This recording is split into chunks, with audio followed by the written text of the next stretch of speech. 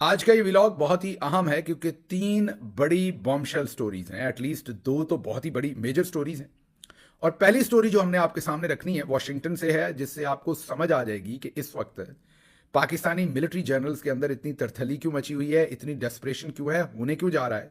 और ये कोई तज्जिए की खबर नहीं है। अब अमेरिका के एक मोतबर जरीदे ड्रॉप साइट ने पूरा ही पर्दाफाश कर दिया है कि इतनी दौड़ें क्यों लग रही हैं, ये पाकिस्तान से डॉक्टर्स वहां क्यों बुलाए जा रहे हैं, टाउट्स क्यों एक्टिव कर दिए गए हैं, ये सब कुछ क्या चल रहा है।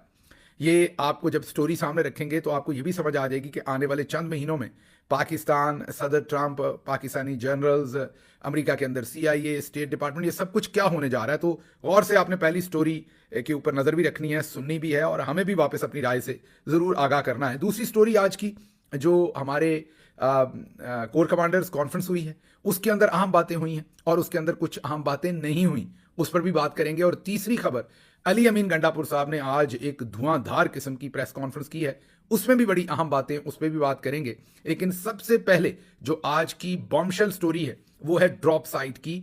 आज की स्टोरी के पाकिस्तानी जो मिलिट्री जनरल्स हैं उन्हें अमेरिका से आने वाले दिनों में मदद मिलने जा रही है या नहीं, या उन पर यहां पर काम टाइट होने वाला है, सिचुएशन उनके लिए खराब होने वाली है। ये पूरी की पूरी खबर की है ड्रॉप साइट ने। सबसे पहले तो आपके सामने ये रखते हैं कि आज ड्रॉप साइट ने जो ये खबर दी है ये क्यों सब कुछ क्लियर कर देगी आपके सामने। तो ड्रॉप साइट की खबर ये है कि ट्रंप एडमिनिस्ट्रेशन के अंदर इस वक्त बहुत गौर हो रहा है, बहुत शद्दोमत के साथ गौर हो रहा है कि क्या पाकिस्तान में हमने पाकिस्तानी मिलिट्री जनरल्स आसिम मुनीर साहब और उनके साथियों को ही ज्यादा एम्पावर करना है या वहां जमहूरियत लेके आनी।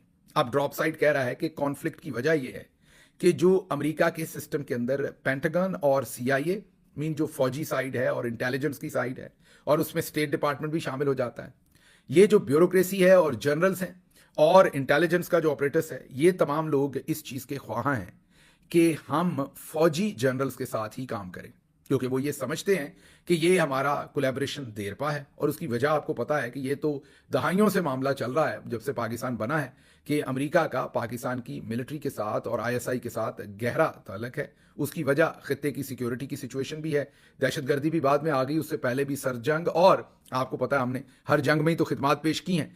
तो CIA, पेंटागन और उसके साथ साथ state department according to Drop Site ये समझता है कि हमें मिलिट्री जनरल्स को ही तगड़ा करना चाहिए। लेकिन जो सदर ट्रंप हैं, उनके एलची हैं, उनके मशीर हैं, उनकी जो आपकी गवर्नमेंट है वो समझती है कि नहीं, हमें वहां इमरान खान को रिहा करवाना चाहिए और वहां पर सिविलियन गवर्नमेंट को जो है वो इनेबल करना चाहिए, एनवायरमेंट उनके लिए, और उन्हें तगड़ा करना चाहिए। अब हतमी फैसला क्या है, ये ड्रॉप साइट कहता है कि अभी तक नहीं हो सका, इस पर गौर चल रहा है और देखते हैं ये ऊंट किस करवट बैठता है। जाहिर है एक तरफ ट्रंप साहब की जो कैबिनेट है जिसमें रिचर्ड ग्रैनल और दूसरे तमाम लोग हैं, उनका क्या ओपिनियन है वो आप सुन चुके हुए हैं। यहां लोग अपनी ऑफिशियल पोजीशन की वजह से खामोश तो हो जाते हैं क्योंकि रिक्वायरमेंट्स होती हैं, लेकिन पाकिस्तान की तरह ऐसा नहीं है कि मैंने नोट वखा मेरा मूड बने कि तीसरे दिन लोग जो हैं वो अपने ओपिनियन बदल लें। तो जो ओपिनियन उनके हैं वो आपके सामने है सबके। अब जो सबसे बड़ी इसके अंदर मैं ये कहूंगा जो पीस ऑफ इंफॉर्मेशन है ना हमारे लिए, वो ये है कि ये तमाम फैसला अप्रैल और मई के दरमियान हो जाना है। क्योंकि जाहिर है ट्रंप जब आए उनके लिए ज्यादा अहम इश्यूज आपने अभी देखा कि वो ट्रेड के ऊपर उन्होंने टैरिफ्स लगाए, फिर ग्रीनलैंड, फिर उसके अलावा बाकी तमाम चीजें जो वो कर रहे हैं ईरान के साथ, फिर सीरिया वाला मामला था, फिर उसके बाद मशक़ वस्ता में दूसरी चीजें जो हो रही हैं, फिर यूक्रेन वॉर और रशिया यूरोप के साथ मामला, कनाडा के साथ, मैक्सिको के साथ। तो उनकी प्लेट में उनके लिए जो ज्यादा अहम चीजें थी वो थी। अब रफ्ता रफ्ता वो दूसरे सेकेंडरी पॉइंट जो उनके पॉइंट से हैं उनकी तरफ आएंगे, और उसका वक्त अब हुआ चाहता है, ये अप्रैल हो, मई हो, जून हो, जुलाई हो, ये वक्त अब आना है। इसी वजह से अब आप ये समझ जाइए कि वक्त करीब आ रहा है, क्योंकि जो तरथली पड़ी है, जिस तरीके से हमारे जनरल्स जो हैं वो गुमनाम डॉक्टर्स को और ओवरसीज पाकिस्तानियों को बेचारों को बेट करके अपने टाउट्स के थ्रू पाकिस्तान लेकर जा रहे हैं और उनसे मुलाकातें कर रहे हैं। पाकिस्तान में भी एक पूरा फजा है। आज आप टाउट सहाफियों के ट्वीट्स देखें तो वो सब ये बात कर रहे हैं कि डील हो रही है। अभी अली अमीन गंडापुर साहब की मुलाकात शुरू हुई थी इमरान खान के साथ, तो जियो टीवी के ऊपर टिकर चल गए थे। इमरान खान ने मिलिट्री के साथ बातचीत करने की इजाजत दे दी। और आज भी एक जर्नलिस्ट है, खैर मैं उनका एहतराम करता हूं, लेकिन उन्होंने कहा है कि गारंटर भी मिल गए हैं डील के लिए, और गारंटर जो हैं वो मुस्लिम ममालिक से मिले हैं, मशरक़ वस्ता से, और अब वो डील करवाएंगे। तो मीन तमाम के तमाम लोग, बदतरीन जो टाउट्स हैं वो भी, दरमियान वाले सहाफ़ी भी, बाहर से लोगों को ले जाकर भी, एनालिस्ट भी, सियासतदान भी, बयान भी, मुलाकातें भी, सब कुछ ऐसा माहौल बना दिया है कि डील हो रही है। अच्छा, अब ये क्यों है? ये इसलिए है ताकि जो समंदर पार पाकिस्तानी है और पाकिस्तानी डायस्पोरा है वो थोड़ा सा अपना प्रेशर कम कर दे, क्योंकि अगले 1-2 महीने बहुत ही अहम है। ये हमें पता तो था, अंदाजा तो था, लेकिन अब ड्रॉप साइट की स्टोरी आने से हमें यह वाजे हो गया कि ये इतनी तरथली क्यों पड़ी हुई है। ये इतनी तरथली इसलिए पड़ी है कि अगले 1-2 महीने अहम है, और वो 1-2 महीने पाकिस्तानी जर्नलिस्ट जो हैं वो चाहते हैं कि आप सब सुकून कर जाएं, आराम कर जाएं, प्रेशर ना डालें, ताकि ये वक्त वो गुजार लें, और वो जो हो सकता है कि उनकी छुट्टी हो जाए इंटरनेशनल एस्टैब्लिशमेंट की तरफ से, जो उनकी असल ताकत थी, और उनको छोड़ना ना पड़ जाए ये सारी ताकत। इसलिए वो इस टाइम, वरना आप मुझे बताइए कि अगर उन्होंने मुज़ाकरात ही करने हैं तो सवाल बड़े शानदार हैं। वहां पर सलमान अकरम राजा हैं, उनसे क्यों नहीं करते? अली अमीन गंडापुर हैं, चीफ मिनिस्टर हैं, उनसे क्यों नहीं करते? वो मुज़ाकरात करने हलीमा बीबी हैं वहां पर, उनसे क्यों नहीं करते? खान साहब और उनकी ज़ौजा जेल के अंदर उन्हीं के पास हैं, उनके साथ क्यों नहीं करते? अगर मुज़ाकरात ही करने हैं तो ओवरसीज पाकिस्तानियों से ही करने, तो इंग्लैंड में किसी के साथ क्यों नहीं करते? वहां जुल्फी बुखारी बैठे हुए। आप अगर मुज़ाकरात ही करने हैं तो आप मुझे ये बताइए कि मशरिक़ वस्ता के किसी भी, कतर है या दूसरी जो भी हुक्मरान वहां पर बैठे हुए हैं, उनसे क्यों नहीं करते, या उन्हें क्यों नहीं बीच में डाल लेते? ये इन्हें अमेरिका के ही ओवरसीज पाकिस्तानी क्यों चाहिए अचानक से? इन्हीं को बेट करके क्यों लेके गए हैं? क्योंकि अमेरिका में अगले 2 से 3 महीने में अहम फैसले होने जा रहे हैं, और ये मैं नहीं कह रहा, ये ड्रॉप साइट की आज की स्टोरी है। इस स्टोरी में एक और भी चीज बड़ी अहम निकलती है। इस स्टोरी ने असल तो पाकिस्तानी मिलिट्री जो उस वक्त के जनरल बाजवा थे उनको बिल्कुल सरे बाजार ही अवाम के सामने उनका नकाब उतार दिया है। और वो ये है कि जब इमरान खान की हुकूमत थी तो एक एग्रीमेंट इफ्तिखार दुरानी साहब, मिलिट्री ने करवाया था उस टाइम, साइन इफ्तिखार दुरानी से करवाए थे, और इधर जो एक मेरा ख्याल ग्रेनर साहब उनका नाम था, उनके साथ वो एग्रीमेंट करवाया था, जो यहां पर आप ये कह लें लॉबियस्ट तो नहीं, लेकिन यहां पर एक एक्सपर्ट के तौर पर उन्हें एंगेज किया था, और उन्होंने उनके साथ शायद $1,50,000 का एग्रीमेंट किया था। और उन्होंने आगे कहा जा रहा है मुबैना तौर पर रिपोर्टेडली कि उन्होंने सब कॉन्ट्रैक्ट दिया था हुसैन हकानी साहब को, उनको उन्होंने हायर किया था आगे से। उस वक्त वो जो एग्रीमेंट था वो इफ्तिखार दुरानी और इस अमरीकी जो शख्सियत है इनके दरमियान करवाया गया था। आज ड्रॉप साइट ने, जब मिस्टर ग्रेनर है शायद उनका नाम, उनसे जब राब्ता किया है तो उन्होंने बताया कि मेरा असल क्लाइंट पाकिस्तानी फौज थी। तो आज असल जो इंकशाफ ड्रॉप साइट ने वो किया है, वो ये किया है कि उस वक्त इफ्तिखार दुरानी का, हमें तो सबको पता ही था पाकिस्तान में, और इफ्तिखार दुरानी भी ये कह चुके हैं कि ये जो एग्रीमेंट था ये ISI ने और फॉरेन ऑफिस ने और सबने मेरे से करवाया था, इमरान खान साहब को नहीं पता था, सिविलियन गवर्नमेंट को नहीं पता था। आज तक वैसे मेरे ज़हन में सवाल है कि इफ्तिखार दुरानी पहले तहरीक इंसाफ में रहे, उस वक्त भी वो मेरे ख्याल तहरीक इंसाफ में ही थे, तो किस तरह से उन्होंने एक एग्रीमेंट किया और क्यों किया जिसका उन्होंने इमरान खान को नहीं बताया? तो अफसोस की बात तो ये कि उन्होंने साइन किया और इमरान खान साहब को नहीं इतला दी, या उनके किसी करीबी शख्स को इतला नहीं दी। लेकिन चले, उनकी मेहरबानी, बाद में उन्होंने कम अज कम इस बात को टेलीविजन पर कन्फेस किया कि इमरान खान को इसका नहीं पता था, ये पाकिस्तानी मिलिट्री ने मेरे से ये सिग्नेचर करवाए थे। तो एक तो आज जो ड्रॉप साइट की स्टोरी है जो आज उन्होंने शाया की, उसमें उन्होंने वाजे कर दिया कि ये तमाम जो एग्रीमेंट था ये पाकिस्तानी फौज और यहां पर जो उन्होंने हायर किया था बंदा, वो अब ड्रॉप साइट को खुद बता रहा है, और ड्रॉप साइट उसका ओपिनियन छाप रही है कि उसने कहा कि मेरा इफ्तिखार दुरानी से ना मैं कभी मिला हूं ना इंटरेक्ट किया, हाँ एग्रीमेंट उसने मेरे से साइन किया था, लेकिन मेरा असल क्लाइंट पाकिस्तानी फौज थी। मतलब इमरान खान की जो हुकूमत गिराई गई उसमें असल में पीछे पाकिस्तानी फौज थी, ये एनालिसिस आप कर सकते हैं। और अब हुसैन हकानी साहब उसमें सब कॉन्ट्रैक्टर थे, ये भी ड्रॉप साइट जो है वो बता रही है। तो आज ड्रॉप साइट ने ये भी कच्चा चिट्ठा खोल के सामने रख दिया है। तो एक तो ये कि जो फौजी साइड है अमेरिकी, वो चाहती है कि वहां आसिम मुनीर एंड को चलें, जो सिविलियन साइड है वो कहती है इमरान खान को रिहा होना चाहिए और बाहर आना चाहिए, और ये 2-3 महीने में फैसला होना है। और फिर जनरल बाजवा ने सब कुछ क्या किया था ये ड्रॉप साइट ने बताया, और उसमें कैसे एग्रीमेंट्स करवाए ये बताया, और जिससे एग्रीमेंट करवाए वो अब खुल खुल के सच बोल रहे हैं। तो ड्रॉप साइट ने ये तमाम चीजें जो हैं आज खोल के सामने रख दी हैं। इसमें पिछले दिनों एक खत सामने आया था, और वो खत जो है वो बुनियादी तौर पर सदर अयूब खान के वक्त का था, और वो खत ये कह रहा था कि उस वक्त भी फौजी हुकूमत या फौजी क़यादत अमेरिका को उस वक्त भी बता रही थी कि हमें मार्शल लॉ लगा लेने दें, वरना सियासतदान जो हैं वो अगले साल इलेक्शन करवाने जा रहे हैं शायद 1959 में। तो अगर 1959 के इलेक्शन हो गए तो कम्युनिस्ट जो उस वक्त जाहिर है अमेरिका तो कम्युनिज्म के खिलाफ था, तो जो कम्युनिज्म के हामी हैं वो पाकिस्तान में जीत कर हुकूमत बना लेंगे। जैसे आज सदर मुशर्रफ ने मजहब और टेररिज्म बताया कि अगर मुझे हटा दिया तो मजहबी इंतहा पसंद आ जाएंगे। इमरान खान के बारे में भी ख्वाजा आसिफ और दूसरे अमेरिका में आकर यही कहते थे कि ये मजहबी इंतहा पसंद है, अभी भी यही मंजन बेचते हैं। तो अभी की जो फौजी लीडरशिप है वो भी यही कहती है कि हमें रहने दें वरना मजहबी इंतहा पसंद आ जाएंगे। उस टाइम कम्युनिज्म बेचा जा रहा था, तो स्टोरी लाइन वही है, तरीका वही है, और डर इन्हें आज़ाद इलेक्शन से लगता है। 1959 का वो जो खत है वो सामने आया है और उसमें नजर आता है कि किस तरीके से मार्शल लॉ लगाने की इजाजत मांगी जा रही है और इजाजत दी जा रही है। ये चंद दिन पहले वो एक खत, वो एक डॉक्यूमेंट जो है क्लासिफाइड डॉक्यूमेंट पिछले हफ्ते वो मंजरे आम पर आया, बहुत सारे लोगों ने इसे व्लॉग्स में कवर भी किया। लेकिन अगर हम उसका थोड़ा सा मैं ये कहूँगा कि हिस्ट्री में देखें तो गालिबन अल्ताफ गौहर साहब ने, जिन्होंने अयूब खान के ऊपर किताब लिखी थी, वो मेरा ख्याल उनके उस जमाने में उनके असिस्टेंट रहे हैं, उस जमाने में वो ब्यूरोक्रेट रहे हैं। उन्होंने जो कुछ लिखा था, अब जो अमेरिकी डॉक्यूमेंट्स लीक हो रहे हैं वो उसको सच साबित कर रहे हैं। उन्होंने ये सब कुछ बिल्कुल क्लियर कर दिया था कि कैसे अयूब खान ने मिलकर जमहूरियत पर डाका डाला था, अमेरिका की मर्जी उसमें शामिल थी, अमेरिकी जनरल्स को साथ मिलाया था उस टाइम, और ये कहा था कि यहाँ कम्युनिज्म ना जीत जाए, जमहूरियत ना आ जाए, इसलिए मुझे मार्शल लॉ लगाने दें, और उनको मार्शल लॉ की इजाजत वहां से मिली थी। आज ड्रॉप साइट की सारी जो स्टोरी है उसके पैराए में ये वाली चीज भी बिल्कुल नंगी हो गई है, उरिया हो गई है, और ये भी साबित हो गया कि अल्ताफ गौहर साहब ने जो स्टोरी की थी वो बिल्कुल दुरुस्त की थी। अब आखिर पर जो ड्रॉप साइट है वो इतनी अहम क्यों है कि हम उसको इतना बढ़ा चढ़ा के आपके सामने बता रहे हैं? पहली बात तो यहीं से समझ लीजिए कि ड्रॉप साइट पाकिस्तान में बैन है। कितनी अहम है उससे समझ लें कि ड्रॉप साइट एक इंटरनेशनल जरीदा है लेकिन पाकिस्तान में बैन है। पाकिस्तान के फौजी जो जनरल्स हैं उन्होंने इजाजत नहीं दी हुई टॉप पे जो बैठे हुए हैं कि आप ड्रॉप साइट वहां पढ़ सकें, वीपीएन लगा के पढ़नी पड़ती है। दूसरी ये वही है जिन्होंने खबरें कर रखी हैं कि Pakistan military hopes to drag Trump back into war in Afghanistan, के पाकिस्तानी फौज ट्रंप को अफगानिस्तान की वॉर में धकेलना चाहती है और वहां जंग शुरू करना चाहती है अपने मकासद के लिए। फिर इन्होंने ये भी बताया कि जो मिलिट्री की लीक, एक और स्टोरी की कि पाकिस्तानी फौज की लीक्ड इंफॉर्मेशन, जब फौज कहते हैं तो ऊपर बैठे चंद जर्नल्स की बात ही दायर हो रही है, प्लान्ड इट्स ब्रूटल क्रैकडाउन जो है प्रोटेस्टर्स के ऊपर इन्होंने कैसे किया, फायरिंग कैसे की, कैसे गोलियां मारी, कैसे वो सारा ऑपरेशन किया, ये भी इसी टीम ने कवर अप जो था वो सारे का सारा वो किस तरीके से उसमें आईएसआई या दूसरे इदारे यूज हुए, ये भी सारी स्टोरी इन्होंने की थी।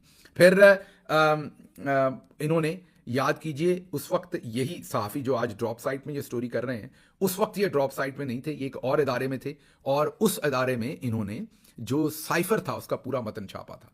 तो ये जो टीम है सहाफ़ियों की जो अब ड्रॉप साइट के लिए काम करती है, इनके बहुत गहरे सोर्सेज हैं पाकिस्तानी फौज के अंदर, और ये साइफर के मतन से लेके जो 26 नवंबर को सारा ऑपरेशन हुआ उसकी तमाम डिटेल, और फिर किस तरीके से पाकिस्तानी जनरल्स ट्रंप को अफगानिस्तान की वॉर के अंदर धकेलना चाहते हैं, वो सब कुछ इससे पहले बड़ा वाज़ेह तौर पर लिख चुके हैं। इसलिए ये बड़ी ही अहम, मैं ये कहूँगा कि this is very important newspaper, और इनकी आज की स्टोरी सब कुछ हमारी आंखों के सामने क्लियर करता है कि क्यों इस वक्त को चुना गया है, इस वक्त ये डॉक्टर्स को लाने में, और इतनी तरथली क्यों है पाकिस्तान में, क्योंकि अगले 1-2 महीने अहम है। और अब आपको ये भी समझ आ गई होगी कि जो मैं या दूसरे लोग क्रिटिसाइज करते हैं, हालांकि मैं ये नहीं कहता कि वो डॉक्टर्स को क्रिमिनल हैं, मैं सिर्फ ये कहता हूं कि वो बेचारे सिर्फ वो जो सेल्फ एक्चुअलाइजेशन नीड होती है, उनको लगा कि किस्मत ने उनको चुन लिया है इतना बड़ा काम करने के लिए, और they hopped on the plane and they reached without thinking कि उसके कॉन्सिक्वेंसेस क्या होंगे और जनरल्स उन्हें कैसे इस्तेमाल कर रहे हैं सारी चीज में। और ऑन टॉप ऑफ दैट उससे बड़ी बेवकूफ़ी ये है कि वो, जैसे मोहित पीरजादा ने भी कहा, कि उसको वो डिफेंड करने की कोशिश कर रहे हैं। अच्छा, एक शख्सियत जो इस वक्त रोल प्ले कर रही है, मैं ये कहूँगा ब्रोकर का, उन्होंने कल किसी को कोई इंटरव्यू दिया और उसमें इस तरीके से इन्फर किया, नाम मैं इसलिए नहीं लूंगा कि उन्होंने भी नाम नहीं लिया, उन्होंने इन्फर किया कि जैसे कोई और भी ये डीलें करवा रहा है। लग ऐसे रहा था कि वो शायद इशारा मेरी तरफ कर रहे हो, क्योंकि कुछ लोगों ने मुझे वो क्लिप भेजा और मेरे से सवाल पूछा कि क्या आपने भी, क्योंकि उसमें कहा ऐसे जा रहा था कि नवंबर के महीने में किसी और शख्सियत ने भी कोई एंगेजमेंट करवाई। तो कैसे कुछ दोस्तों ने मुझसे पूछा कि गिल साहब आपने ये एंगेजमेंट करवाई है? तो मेरा वाज़ेह जवाब है, ऑन रिकॉर्ड, ये रिकॉर्ड करके रख लें कि नहीं, मैं कभी भी किसी फौजी अफसर के साथ या अहलकार के साथ या किसी इंटेलिजेंस ऑपरेटिव या इस पूरी रिजीम में किसी के साथ भी कभी भी इन कांटेक्ट नहीं हूं for any wheeling and dealing. ना मैंने खुद राब्ता रखा है, ना मैंने किसी का राब्ता करवाया है, ना मैं किसी के भी राब्ते करवाने के अंदर कोई कड़ी हूं। मैंने बिल्कुल टाउट वाला, ब्रोकर वाला, दलाल वाला किरदार कहीं अदा नहीं किया, ना मैं करना चाहता हूं, क्योंकि मुझे पता है कि इसका नुकसान ज्यादा है, फायदा कम है। हाँ, अगर मैं पर्सनल ग्रेटिफिकेशन इसमें से चाहता हूं, मैं उनका टाउट बन के मैंने को फायदे लेने हैं, फिर ये बड़ा अच्छा काम है। अदरवाइज मुझे पता है कि अगर वो वाकई मजाकरात करना चाहते हैं तो ये मेरे पे चेक से ऊपर का काम है, मेरी औकात से ऊपर का काम है, और ये मैं बड़ी डिटेल से एक्सप्लेन कर चुका हूं। मुजाकरात करने तो जेल में इमरान खान बैठे उनसे करने पड़ेंगे, और किसी से नहीं करने पड़ेंगे, और या फिर किसी हेड ऑफ स्टेट को बीच में इन्वॉल्व करके उन्हें मुजाकरात करने पड़ेंगे। ये मैं या अमेरिका से कोई और डॉक्टर्स या कोई और बैठकर मुजाकरात नहीं कर सकता। तो ये तो रिकॉर्ड पर रख लें कि मैं ऐसी कभी किसी चीज में इन्वॉल्व नहीं हूं।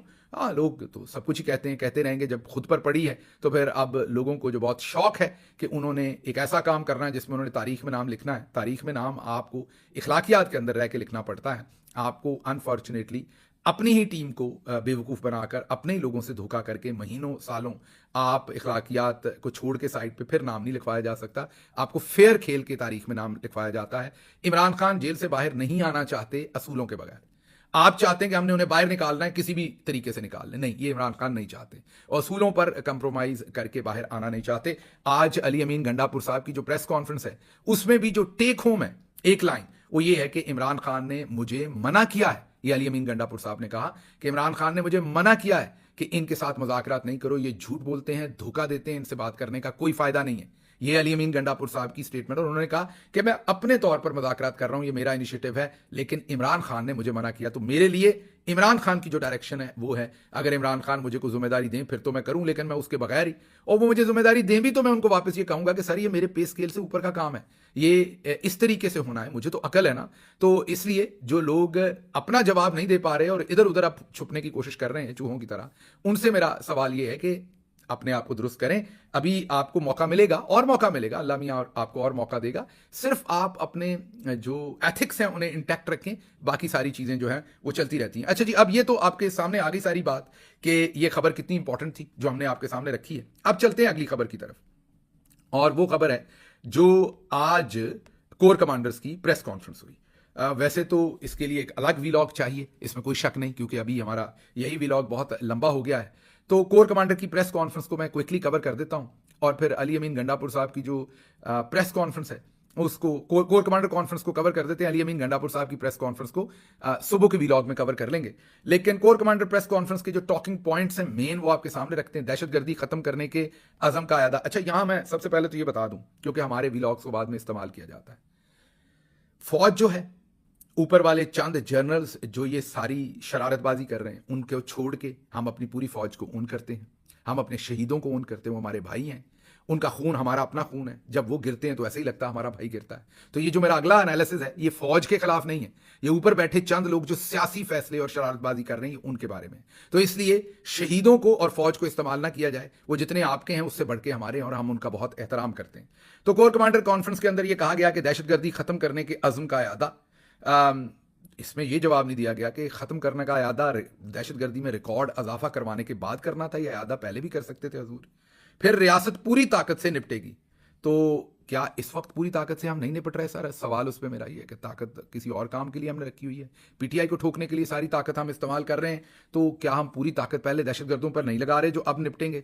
बलूचिस्तान अमन में खलल की इजाजत नहीं दी जाएगी, ये रवायती जुमला है, किसी ने इजाजत लेकर तो सर बलूचिस्तान में अमन में खलल नहीं डालना। तो क्या इस वक्त हमने इजाजत दे रखी है? बलूचिस्तान में तो अगले 440 लोगों की पूरी ट्रेन को अगवा कर लेते हैं, जो हिस्ट्री में कभी नहीं हुआ।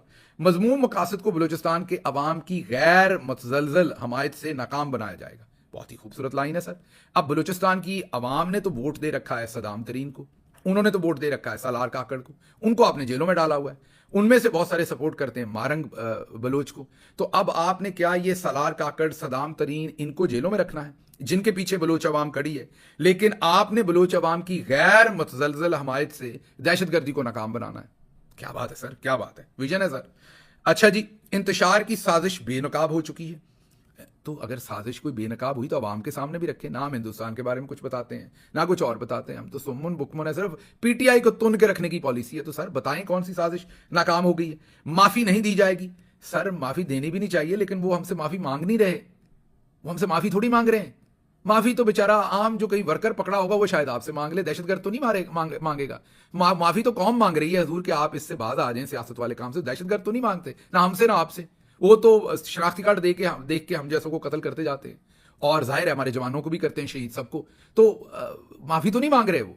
अच्छा, नेशनल एक्शन प्लान अज़्म इस्तेहकाम मौसर नफाज पर जोर के इसको इसको मौसर नफाज किया जाएगा। सर किसने करना है मौसर नफाज? सारा कुछ तो आपके हाथ में। फिर आप बैठ के 80 मिनट की तकरीर करते हैं वज़ीर आज़म के सामने के जो नेशनल एक्शन प्लान है उसका मौसर जो है वो इम्प्लीमेंटेशन नहीं हुई। आप अपने आप को ही चार्जशीट कर रहे हैं। ये अर्दली हुकूमत आपने रखी हुई है। शहबाज शरीफ ये तो बेचारे अपनी मर्जी का डिप्टी डीसी और डीपीओ नहीं लगा सकते। तो आप नेशनल एक्शन प्लान खुद ही इंप्लीमेंट नहीं करते, फिर खुद ही कहते हैं कि उसका नफाज पर जोर दिया। तो ये जोर ना दें, इसको इंप्लीमेंट करें। और ये जो आपने रखे हुए हैं अर्दली, इनसे इंप्लीमेंट करवाएं। ये किसी और का कसूर नहीं, आपका कसूर है। ये कठपुतलियां हैं। कौम के तावन से मुश्तरका नुक्ता नजर। सर कौन से कौम के तावन से मुश्तरका नुक्ता नजर?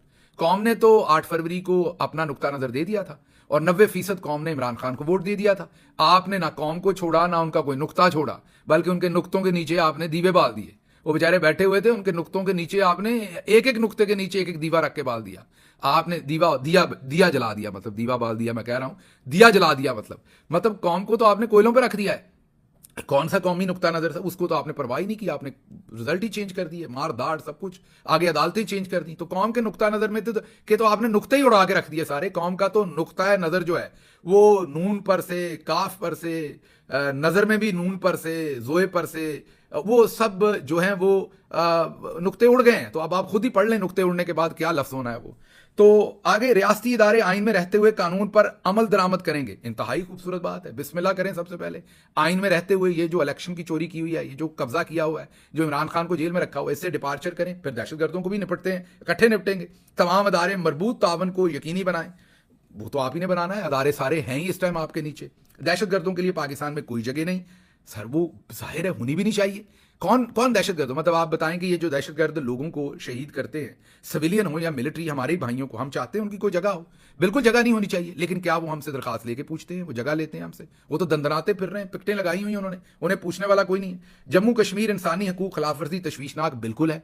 इमरान खान तो आज भी कहता है उनसे कोई ट्रेड नहीं होना चाहिए। जम्मू कश्मीर में बड़ी ज्यादती की है हिंदुस्तान ने, मैं भी बोल बोल के कहता हूं। लेकिन क्या सिर्फ इंसानी हकूक की बात वही होनी चाहिए? हम अपने घर इंसानी हकूक के खिलाफ जो मर्जी करें। फलस्तीन की भी ऐसी बात की है, तो वहां भी हमें सोचना चाहिए कि हम अपने हाउस में क्या कर रहे हैं। लेकिन और अपने हाउस में छोड़े, हम फलस्तीन का झंडा उधर मैच में, क्रिकेट मैच में को ले जाता था, हम उसको कुट चढ़ाते थे। और सेनेटर मुश्ताक ने 1-2 दफा प्रोटेस्ट करने की कोशिश की, हमने उनको कुट चढ़ाई। तो आप खुद ही सोच लें कि हम क्या कर रहे हैं फलस्तीन के नाम पर भी। फील्ड कमांडर्स ऑपरेशनल तैयारियां, जंगी तैयारियों को बरकरार रखने के लिए सख्त तरबियत यकीनी बनाने पर जोर दिया है कि फील्ड कमांडर्स और ऑपरेशनल जो तैयारियां हैं और जंगी तैयारियां, उनको बड़े बेहतर तरीके से करने की जरूरत को जोर दिया। मैं भी सर बिल्कुल जोर दूंगा। मैं भी बल्कि सर कहूंगा कि ये जो निसाबी सरगर्मियां हैं ना आपकी, ये सियासत व्यासत, ये सियासतदानों को करने दें। इनको आप छोड़ दें मेहरबानी करके। ये जो तमगे दिलवा रहे हैं आप लोगों को, और ये जो बाकी सारे काम, कैमरे शैमरे लग रहे हैं, ये गैर निसाबी सरगर्मियां छोड़ दें सर।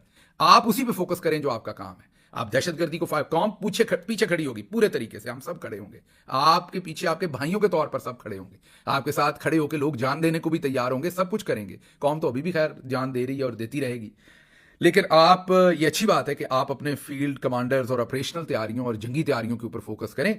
ये ज़रा गैर नसाबी सरगर्मियों से अपने आप को ज़रा अवॉइड करें, तो ये यकीन करें सारे प्रॉब्लम ही सॉल्व हो जाएंगे। बहरहाल टू सम अप, अब गंडापुर साहब की प्रेस कॉन्फ्रेंस पर कल बात करेंगे। सिर्फ उसमें मैंने जो एक जुमला सबसे इंपॉर्टेंट था वो आपके सामने मैंने रख दिया है कि इमरान खान ने इजाज़त नहीं दी इनके साथ निगोशिएट करने की। वो खुद इनिशिएटिव लेकर, वो समझते हैं अली अमीन गंडापुर, और उनका हक है, वो चीफ मिनिस्टर हैं, हम सबको उनका भी एहतराम करना चाहिए। उनके पास एक पोजीशन है जो इमरान खान ने दी हुई है, वो समझते हैं तो वो करें। लेकिन ये उन्होंने वाजे कर दिया कि इमरान खान ने इसकी इजाज़त नहीं दी क्योंकि वो इन पर ट्रस्ट नहीं करते। ये झूठ इतना बोलते हैं, उनके पॉइंट ऑफ व्यू से धोखा देते हैं।